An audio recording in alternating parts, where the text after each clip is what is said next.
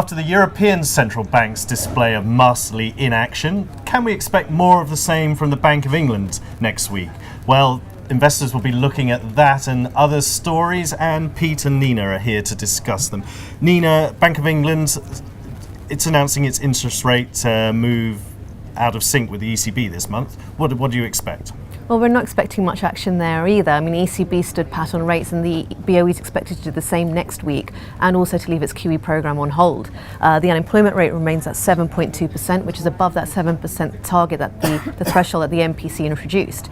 So that's going to be in focus. So we're not really expecting much there. And also, normally discussions take place over a two-day of meetings, but it's actually only going to last for 1 day, given other meetings happening in Washington next week. Right, okay.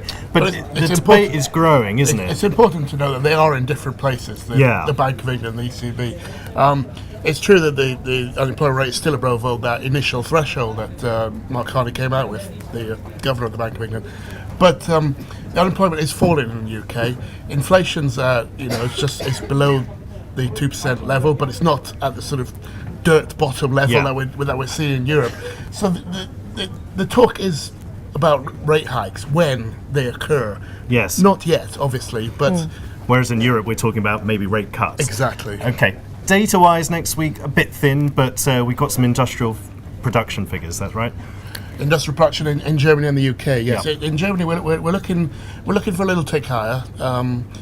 Not much. And probably some strong figures in the UK. The UK would be interesting because we're now moving towards when the Q1 GDP figure comes out, and whether the growth will continue to be as strong in the UK as it has been over the last few quarters. Okay.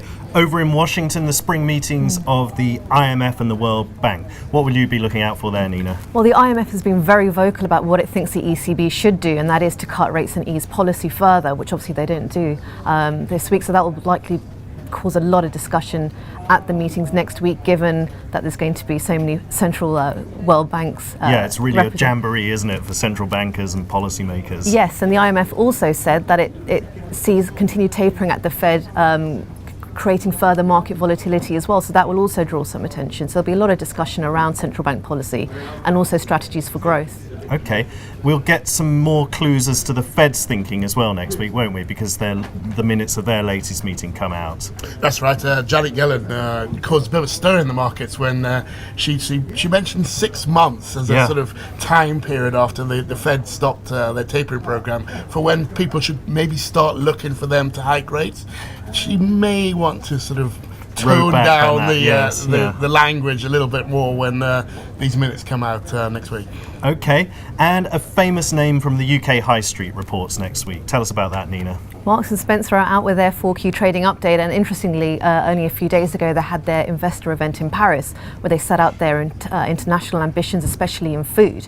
Now, while this is all well and good, the UK operations remain a major part of the M&S strategy for investors, especially in their clothing, their general merchandise business, i.e. clothing, which has continued to lose market share. So focus will be on that next week, looking at how that's recovering, but early signs aren't really all that great, with Goldman Sachs, for instance, issuing a very downbeat note ahead of that trading update next week. They're expecting flat like-for-like sales in food, and also another quarter of declining like-for-like sales growth in their clothing division. Okay, it doesn't sound too great for Marks and Sparks, but thanks to both of you.